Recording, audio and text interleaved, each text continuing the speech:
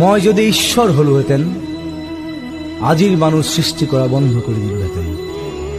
নতুনকৈ সৃষ্টি কৰিলোহেঁতেন আৰু এবিধ মানুহৰ দৰে জন্তু, যি মাৰি কাটি খাই বৈ শুই জীয়াই নাথাকি আৰু বহুত কিবা কিবি কৰিলেহেঁতেন।